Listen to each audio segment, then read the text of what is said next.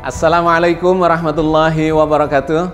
Alhamdulillahirabbil alamin. Qalallahu ta'ala fi kitabihil karim. A'udzubillahi minasyaitonirrajim. Bismillahirrahmanirrahim. Wa ma khalaqnas samaa'a wal arda wa ma bainahuma la'ibin. Wassalatu wassalamu ala nabiyyina Muhammadin wa ala alihi wa ashabihi wa ummatihi ajmain. Sahabat sekalian, kita bersyukur pada Allah berada di dalam bulan Ramadan dan kita berjumpa dalam program Islam Futuristik episode 86. Kita lanjutkan kajian kita terkait dengan bulan suci Ramadan yang penuh dengan berkah dan penuh dengan hikmah ini. Kali ini kita akan mencoba melakukan kajian secara saintifik terhadap dampak berpuasa bagi kualitas kejiwaan kita. Yang secara saintifik itu akan digambarkan terkait dengan perbaikan dari kualitas sirkuit saraf-saraf di otak kita. Sahabat sekalian, Al-Quran menggambarkan perbaikan jiwa bagi seorang yang berpuasa itu sebagai sebuah gambaran menjadi orang yang lebih bertakwa. Allah berfirman di dalam ayat yang sangat kita kenal, sangat terkenal pada saat bulan puasa karena sering dibaca, yaitu surat Al-Baqarah ayat 183. Ya ayyuhalladzina amanu kutiba alaikumusiyam kama kutiba alal ladzina min qablikum la'allakum tattaqun. Wahai orang-orang yang beriman, diwajibkan atas kamu berpuasa sebagaimana diwajibkan atas orang-orang sebelum kamu agar kamu bertakwa. Ayat ini memberikan gambaran proses perbaikan dari kualitas kejiwaan seseorang. Dari yang disebut sebagai beriman menjadi bertakwa. Apa itu beriman? Beriman adalah sebuah proses keyakinan di dalam diri seseorang. Bukan jiwa yang ragu-ragu, apalagi bukan jiwa yang tidak mengetahui dan mengingkari. Bukan. Beriman adalah sebuah kondisi kejiwaan di mana seseorang memiliki keyakinan yang mantap. Bahwa itu ada prosesnya, iya. Dimulai dari tidak tahu, kemudian komitmen, ya, berkomitmen untuk mempercayai dan kemudian berproses menjadi sebuah keyakinan. Dari ilmul yakin, ainul yakin, sampai hakul yakin. Itulah proses kejiwaan dari seseorang yang sedang mengalami proses keimanan. Ayat ini menggambarkan dengan memanggil orang-orang yang beriman itu, orang-orang yang tidak memiliki keraguan itu, dikarenakan dia sudah faham dan yakin itu. Ya ayyuhalladzina amanu, wahai orang-orang yang iman, yang yakin, yang faham terhadap masalah khususnya terkait dengan puasa ini. Kutiba alaikumusiyam kama kutiba alal ladzina min qablikum la'allakum tattaqun. Diwajibkan kepada kalian, ditetapkan oleh Allah kepada kalian untuk melakukan puasa seperti orang-orang dahulu juga menjalani puasa itu, la'allakum tattaqun. Mudah-mudahan kalian menjadi orang yang bertakwa. Takwa adalah suatu kondisi di mana seseorang berproses dari sebuah keyakinan untuk menjadi orang yang memiliki skill kehidupan, memiliki kemampuan kontrol diri, nafsunya di bawah kendali keimanannya, di bawah kendali kecerdasannya, baik secara kecerdasan intelektual, kecerdasan emosional, maupun kecerdasan spiritual. Takwa adalah proses kendali diri di mana itu berproses dari mulai keraguan, berkomitmen, keyakinan, sampai kemudian dilatih dengan melalui puasa itu.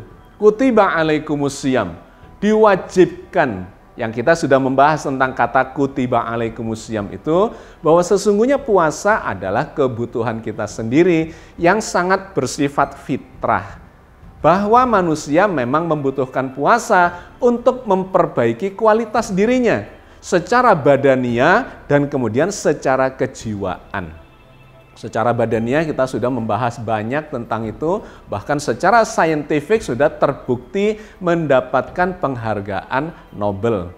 Ya, penemunya seorang non-muslim dari Jepang, Yoshinori Ohsumi, di tahun 2016 mendapatkan hadiah Nobel dikarenakan meneliti tentang mekanisme seseorang yang distimulasi dengan rasa lapar ternyata justru memunculkan mekanisme yang luar biasa yang disebut sebagai autofagi atau autofagosum, yaitu membersihkan sisa-sisa atau sampah-sampah metabolisme di dalam triliunan sel tubuhnya sehingga menjadi lebih sehat. Nah, sahabat sekalian, selain sehat secara badaniah, Al-Quran menggambarkan sehat secara batiniah, secara kejiwaan, yaitu yang disebut sebagai bertakwa itu. Jadi, takwa adalah suatu kondisi kejiwaan yang lebih tinggi dari sekedar iman, yakin, berkomitmen. Orang yang bertakwa itu sudah berlatih, khususnya di dalam bulan Ramadan ini selama sebulan melatih kemampuan spiritualitasnya. Dengan latihan itu maka akan terjadi perubahan pada kualitas otaknya. Di mana otak kita itu terdiri atau tersusun dari ratusan miliar sel-sel saraf dan kemudian membentuk sirkuit-sirkuit yang itu menyimpan sifat-sifat, karakter-karakter yang terkait dengan ketakwaan itu. Nah, Allah berfirman tentang hubungannya antara jiwa dengan ketakwaan itu di dalam surat Asy-Syams ayat 7 sampai dengan 10. Wa nafsi wa ma sawwaha fa alhamaha fujuraha wa taqwaha. Qad aflaha man zakkaha wa qad khaba man dassaha. Dan jiwa serta proses penyempurnaannya. Maka Allah mengilhamkan kepada jiwa itu kefasikan dan ketakwaannya. Sesungguhnya beruntunglah orang yang mensucikan jiwa itu dan sesungguhnya merugilah orang yang mengotorinya. Sangat menarik, ayat ini bercerita tentang jiwa. Kondisi jiwa seorang manusia itu terus-menerus berubah dan mengalami proses penyempurnaan jika kita merawatnya dengan benar. Tetapi sebaliknya jiwa kita itu bisa mengalami degradasi, mengalami penurunan kualitas ketika kita salah memaintainnya, salah memperlakukannya. Ayat ini menggambarkan wa nafsi wa ma sawwaha, demi jiwa yang terus berproses menuju kesempurnaannya. Ya, jiwa yang berada di jalan yang benar karena berproses menuju pada kesempurnaannya. Fa'alhamaha fujuraha wa taqwaha. Allah itu sesungguhnya mengilhamkan. Fa'alhamaha kepada jiwa itu fujuraha. Fujur adalah kecenderungan untuk berbuat tidak baik. Wa taqwaha, dan kecenderungan takwa untuk senantiasa berbuat kebajikan. Jadi setiap jiwa, termasuk di dalam jiwa kita, itu sudah ada bisikan untuk berbuat kejahatan dan bisikan untuk berbuat kebaikan. Kecenderungan jiwa kita itu sebetulnya sudah memiliki keduanya. Masalahnya adalah kita mau mengikuti yang mana, atas bisikan atau kecenderungan itu. Maka di ayat berikutnya digambarkan qad aflaha man zakkaha wa qad khaba man dassaha. Sungguh, nah itu ada kata penegas, qad aflaha man zakkaha, sungguh akan menang, akan sukses hidupnya seseorang itu yang memiliki jiwa itu ketika dia mensucikan jiwanya. Wa qad khaba man dassaha, dan celaka dia menghadapi masalah, berbagai masalah penderitaan di dalam hidupnya ketika dia mengotori jiwanya. Sahabat sekalian, jadi jiwa ini menjadi poin yang sangat penting di dalam proses kehidupan dan kemudian keberagamaan kita. Jiwa itulah yang menjadi substansi dari seorang manusia. Bukan badannya, karena badan itu cuma wadah, dan bukan rohnya, karena roh itu adalah potensi ilahiyah yang menjadikan seseorang hidup, berkehendak, ya, dan kemudian bisa berfungsi atau memiliki fungsi melihat, mendengar, dan sebagainya, sifat-sifat Allah yang diturunkan kepada seorang manusia. Nah, manusia itu substansinya berada pada jiwanya. Nanti inilah yang akan merasakan kebahagiaan, penderitaan, bahkan bertanggung jawab saat pengadilan di akhirat. Itu adalah jiwa ini. Jadi yang menjadi subjek dari agama ini sesungguhnya adalah nafs, adalah jiwa, bukan ruh. Karena itu kalau kita baca dalam berbagai ayat di dalam Al-Quran, kita tidak menemukan ruh, arwah seseorang itu disuruh bertanggung jawab, diadili, kemudian disuruh bertanggung jawab nantinya di alam barzah maupun di kehidupan akhirat. Tidak ada ayat yang mengatakan bahwa roh atau arwah dimintai pertanggungjawaban itu. Yang dimintai pertanggungjawaban adalah nafs atau jiwa. Nah, sahabat sekalian, secara saintifik kemudian kita bisa melihat representasi dari jiwa itu sebenarnya ada di mana? Pada diri seseorang. Ternyata jiwa itu berada di otak kita. Kualitas otak itulah yang menggambarkan kualitas jiwa seseorang. Kalau kualitas otaknya jelek, maka jiwanya juga pasti jelek, rendah kualitasnya. Kelainan-kelainan pada otak secara struktur sarafi itu juga menggambarkan kelainan-kelainan kejiwaan. Sehingga dalam banyak penelitian psikologi atau psikiatri, ya, orang yang mengalami gangguan jiwa bahkan sampai mengalami kegilaan misalnya skizofrenia itu mengalami kerusakan struktur otaknya. Jadi bahaya sekali, kita harus menjaga struktur otak kita. Kalau sampai dikarenakan sesuatu hal misalnya kecelakaan, kemudian mengalami kerusakan struktur saraf, maka dia akan mengalami gangguan kejiwaan. Ada seseorang setelah kecelakaan tiba-tiba memiliki perubahan sifat-sifat dari tadinya penuh kasih sayang, penuh empati menjadi orang yang sadistis misalnya. Orang yang tidak punya rasa malu misalnya. Orang-orang yang memiliki kelainan kejiwaan. Itu dikarenakan terjadi kerusakan pada struktur sarafnya. Dan sebaliknya ketika seseorang itu mengalami tekanan secara kejiwaan, ya, bukan pada struktur saraf, tetapi pada jiwanya, misalnya tertekan, stres dikarenakan sebuah masalah yang sangat berat, bahkan kemudian menjadi depresi, ya, stres yang sangat berat dan kemudian berkelanjutan dalam kurun yang panjang, itu bisa menyebabkan kerusakan pada struktur sarafnya di bagian tertentu. Secara neuroscience, otak kita itu sudah dibuat petanya, peta fungsi dari saraf sekaligus menggambarkan peta fungsi dari jiwa kita. Secara umum kemudian dibagi menjadi 3 jenis otak. Yang paling mendasar disebut sebagai batang otak. Batang otak ini berfungsi untuk mengendalikan mekanisme kehidupan. Bertanggung jawab terhadap misalnya fungsi jantung, fungsi pernafasan, tekanan darah, dan sebagainya. Yang kalau batang otak ini mengalami kerusakan, maka seseorang bisa mengalami kematian. 1. Yang kedua adalah otak kecil yang mengatur keseimbangan, berdinamika atau mengkoordinasikan sistem-sistem terkait dengan keseimbangan seseorang. Nah, batang otak dan otak kecil ini juga dimiliki oleh binatang-binatang. Mereka semuanya memiliki itu dikarenakan binatang dengan otaknya itulah yang kemudian memiliki fungsi kehidupan. Karena diatur, dikendalikan oleh batang otak maupun otak kecilnya. Nah, kemudian yang paling dominan ya adalah otak besar. Sebagian binatang memiliki otak besar ini, tetapi ada perbedaannya nanti kita lihat dengan manusia. Di mana perbedaan antara otak binatang dengan otak manusia itu? Pada otak manusia yang disebut sebagai otak besar itu dibagi, dipetakan dalam 4 belahan. Yang paling dominan pada otak manusia dan paling besar ya, paling banyak bagiannya pada otak manusia yang disebut sebagai lobus frontalis. Lobus atau belahan bagian depan. Jadi kalau pada kepala manusia ini ada di bagian depan, di dahi ya. Disinilah fungsi-fungsi kemanusiaan itu terjadi mekanismenya.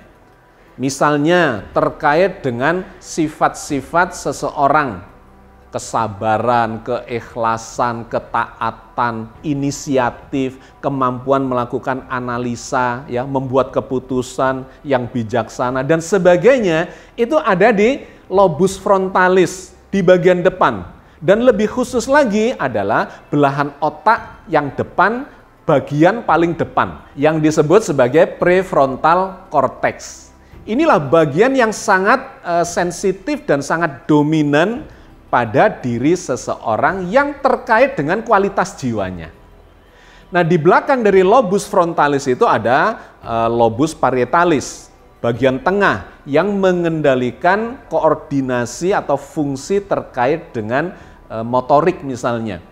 Gerak tangan, gerak kaki, ya, keseimbangan yang kemudian dikoordinasikan dengan otak kecilnya, menyentuh, bisa merasakan sensasi dari sentuhan, itu adalah fungsi dari otak yang disebut sebagai lobus parietalis. Kemudian di belakangnya lagi ada yang disebut sebagai lobus occipitalis, berfungsi terhadap penglihatan. Jadi kalau kita melihat, maka sinyal-sinyal dari bayangan yang kita lihat itu dikirim ke bagian otak yang disebut sebagai lobus occipitalis itu. Maka saya sering mengatakan sebetulnya melihat itu bukanlah mata yang melihat, melainkan otak. Mata itu cuma bersifat sebagai kamera saja.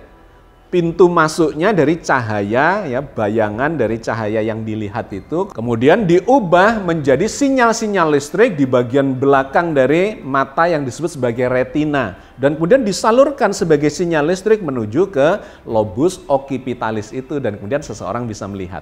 Nah, itu ada di bagian belakang sini. Nah, kemudian di samping kanan kiri itu disebut sebagai lobus temporalis, di mana fungsi mendengar, fungsi memori, fungsi emosional, merasakan dan sebagainya itu ada di bagian itu. Nah, sahabat sekalian, neuroscience sudah memberikan peta terhadap itu, penelitian-penelitiannya semakin maju dan memberikan data yang sangat menarik kepada kita semua. Poin pentingnya terkait dengan kajian kita ini, ternyata perilaku seseorang, kualitas jiwa seseorang itu digambarkan dari fungsi otaknya ini. Pada manusia didominasi oleh bagian depannya yang disebut sebagai lobus frontalis, tetapi pada binatang itu tidak berkembang. Lobus frontalisnya tidak berkembang. Yang lainnya berkembang. Penglihatan, ya, itu di bagian belakang di occipitalis atau temporalisnya juga berkembang, parietalisnya juga berkembang.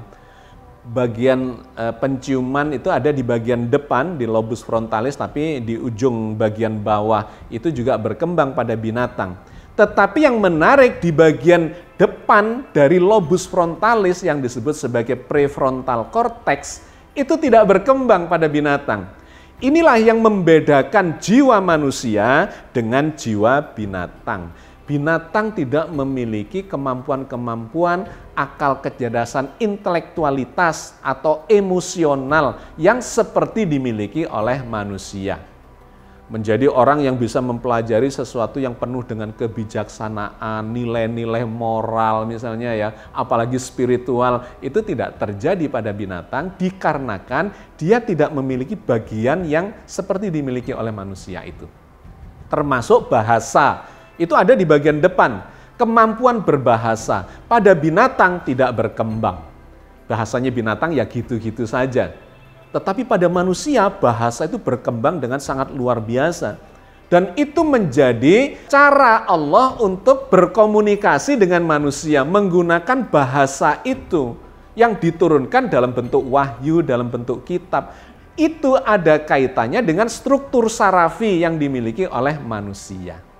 Sahabat sekalian, secara neuroscience kemudian digambarkan bahwa otak kita itu memiliki sel-sel yang berkembang dikarenakan stimuli atau rangsang dari luar dirinya. Sel-sel inilah yang kemudian mengalami yang disebut sebagai plastisitas, neuroplastisitas, plastisitas dari saraf. Jadi saraf itu terdiri dari beberapa bagian yang kemudian akan mengalami rangsangan dan dia akan berkembang. Utamanya adalah pada sel body atau badan, ya, tubuh dari saraf itu, di mana di situ ada intinya. Itu menjadi bagian inti dari apa yang disebut sebagai sel saraf itu. Kemudian dia memiliki juluran, kabel saraf yang disebut sebagai akson, di mana dia akan menghantarkan sinyal-sinyal kelistrikan kepada tetangga sebelahnya. Karena sebuah saraf itu tidak bisa bekerja secara sendiri, biasanya melakukan pekerjaan atau bekerja sama dengan sel-sel yang ada di sekitarnya yang sejenis. Ada akson, di akson itu ada pembungkusnya namanya mielin. Disitulah terjadi lompatan-lompatan listriknya. Kemudian berikutnya lagi adalah jari-jari, ya, juluran-juluran akson itu di ujungnya ada seperti jari-jarinya gitu. Juluran-juluran yang bercabang-cabang banyak yang disebut sebagai dendrit, dan kemudian dia mencari sambungan dengan dendrit dengan akson dari tetangga sebelahnya. Maka terjadilah sambungan yang disebut sebagai sinaps. Nah, di sinaps itulah, di sambungan itulah sesungguhnya memunculkan rekaman atau memori dari skill seseorang atau karakter seseorang. Semakin banyak sambungannya sehingga terbentuk sirkuit sarafi, maka semakin baguslah kualitas dari fungsi saraf itu. Misalnya nih, ada saraf keseimbangan ya yang terkait atau bertanggung jawab terhadap keseimbangan. Seseorang yang belajar naik sepeda misalnya, pada awalnya sirkuit saraf keseimbangannya itu lemah. Tidak banyak jaringannya atau tidak luas jaringan sirkuitnya. Bahkan mungkin kualitas dari sel keseimbangannya sendiri, body, ya, tubuh dari sel itu tidak cukup baik. Julurannya nggak banyak, lompatan listriknya juga tidak lancar, tidak bagus. Tetapi ketika itu dirangsang dengan belajar untuk naik sepeda misalnya, awalnya jatuh bangun, tidak bisa mengendarai sepeda itu. Tetapi kemudian terangsang otaknya dan muncullah mekanisme yang disebut sebagai neuroplasticity itu. Memunculkan sirkuit-sirkuit saraf yang bertanggung jawab terhadap keseimbangan itu. Nah, sahabat sekalian, orang-orang yang mengalami proses pelatihan, pembelajaran, dan kemudian dirangsang dengan aktivitas fisik, maka akan terjadi 3 mekanisme atau 3 tahapan, ya, mekanisme di dalam otaknya. Dan ini terjadi pada orang yang berpuasa. Kenapa? Karena sesungguhnya puasa itu merangsang, men-challenge, menantang fungsi dari saraf-saraf kita. Misalnya, seorang yang berpuasa ditantang untuk tidak makan, sehingga badan mengalami sebuah rangsangan, rasa lapar, lebih dari 8 jam yang efeknya ini ternyata sangat menyehatkan. Di antaranya terkait dengan merangsang sistem saraf di otak kita. Otak kita ketika di-challenge dengan sebuah tantangan itu, maka dia akan berusaha memberikan solusinya untuk menghadapi masalah itu. Dilatih selama beberapa hari, biasanya tidak tahan lapar, kemudian terbentuklah saraf-saraf yang bertanggung jawab terhadap rasa lapar itu, dan kemudian muncullah mekanisme hormonal dan sebagainya. Dikarenakan terbentuk sistem sarafi yang terkait dengan rasa lapar itu. Atau rasa lemas gitu ya. Nah, itu juga memunculkan kemampuan dalam sistem sarafi kita untuk mengatasi itu. Atau latihan kesabaran. Biasanya tidak sabaran emosional. Sekarang secara emosi dilatih sistem sarafinya untuk mampu mengatasi tekanan emosional itu. Menjadi lebih ikhlas, menjadi memiliki empati, kesadaran, ya, kedermawanan kepada orang lain yang membutuhkan. Dan sebagainya. Dilatihkan selama bulan puasa dan kemudian memunculkan 3 tahapan. Yang pertama yang disebut sebagai neurosinapsis. Apa itu neurosinapsis? Neurosinapsis adalah sebuah periode di mana sistem saraf kita dirangsang, ditantang, di-challenge untuk mengatasi sebuah masalah. Ya, apa saja yang kita lakukan, kita latihkan secara di luar kebiasaan dari yang kita lakukan sehari-hari, itu akan membuat otak kita atau neuro, ya, saraf-saraf di otak kita menjadi bertumbuh. Badan selnya bertumbuh, aksonnya juga membaik, mielinnya juga menjadi lebih lancar menyalurkan lompatan-lompatan sinyal listrik, dendritnya, sambungan-sambungannya, dan seterusnya, membentuk sirkuit itu. Rangsangan itu terjadi selama beberapa hari saat kita melakukan puasa. Awalnya mungkin lemes, awalnya suka emosi, ya, tetapi beberapa hari kemudian menjadi terbiasa. Kenapa? karena kemudian otaknya sudah beradaptasi dengan hal itu. Jadi fase yang pertama yang disebut sebagai neurosinaptik. Kemudian setelah itu akan muncul fase yang kedua yang disebut sebagai neurogenesis, di mana otak itu atau saraf-saraf di dalam otak itu akan bertumbuh menjadi lebih tebal, menjadi lebih banyak, membentuk sirkuit dan seterusnya. Genesis, ya, memunculkan proses bertumbuh dan fungsi-fungsi yang baru yang tersimpan di dalam sirkuit sarafi itu. Dan yang ketiga, di hari-hari akhir puasa akan muncul mekanisme yang disebut sebagai neurokompensasi. Terjadi pemantapan dari sirkuit itu. Seseorang yang tadinya tidak bisa bersepeda di fase akhir ini, kemudian dia menjadi bisa bersepeda. Bagi orang yang berpuasa, yang tadinya kualitas spiritualitasnya tidak begitu bagus, lemah, sekarang menjadi kuat. Itulah yang digambarkan oleh Al-Quran sebagai orang yang berproses dari keimanan menjadi ketakwaan.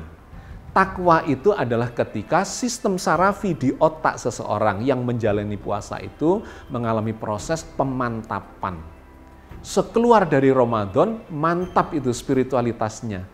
Orang yang berhasil berpuasa dengan baik dikarenakan memang berlatih selama sebulan itu dengan penuh perasaan, penuh penghayatan, penuh kesadaran, sehingga terjadi rangsangan pada otaknya. Ya, seperti kalau Anda belajar sepeda penuh penghayatan, penuh gairah, keinginan, itu harus dilakukan. Karena kalau terpaksa dan sebagainya, ya, di mana kita tidak melakukan penghayatan atas proses itu, ya pasti tidak akan maksimum hasilnya. Nah, orang-orang yang menjalani itu dengan baik, maka dia akan mencapai itu yang disebut sebagai la'allakum tattaqun. Maka kata Al-Quran di dalam surat Al-Baqarah 184, barang siapa melakukannya dengan penuh kerelaan hati, dengan keikhlasan, ya penuh gairah, maka itu yang lebih baik baginya. Allah berfirman di dalam surat Al-Baqarah 184 itu. Faman tatawwa'a khairan fahuwa khairul lah wa antasumu khairul lakum in kuntum ta'lamun. Barang siapa yang dengan rela hati mengerjakan kebajikan, maka itulah yang lebih baik baginya, dan berpuasa lebih baik bagimu jika kamu mengetahui. Wa antasumu khairul lakum in kuntum ta'lamun. Dan berpuasa itu lebih baik bagimu jika kamu mengetahui. Maka adalah kewajiban bagi kita, sebuah keniscayaan untuk memahami proses puasa ini. Ketika kita memahaminya dan kemudian mengetahui manfaatnya dan kemudian melakukannya dengan rela hati, maka proses penghayatan itu akan menjadikan puasa kita berkualitas. Dan ketika berkualitas, maka efeknya pada pembentukan sirkuit-sirkuit saraf yang itu adalah mencerminkan kualitas jiwa seseorang, itu terjadi dengan sangat bagus. Oke ya sahabat sekalian, saya kira kita cukupkan sampai di sini, bahwa sekali lagi berpuasa itu adalah sebuah ibadah yang sangat bermanfaat buat kita sendiri. Allah memberikan ibadah kita ini, ya, ibadah puasa ini memang diciptakan terkait dengan fitrah kita supaya kita bisa memperbaiki kualitas secara lahiriah maupun batiniah. Mudah-mudahan sedikit yang kita bahas ini memberikan pemahaman dan kemudian memberikan gairah penghayatan kepada kita di dalam menjalani ibadah puasa, dan mudah-mudahan Allah menyampaikan usia kita, kesempatan kepada kita sampai akhir Ramadan yang penuh dengan hikmah, berkah, dan ampunan Allah. Amin ya rabbal alamin. Assalamualaikum warahmatullahi wabarakatuh.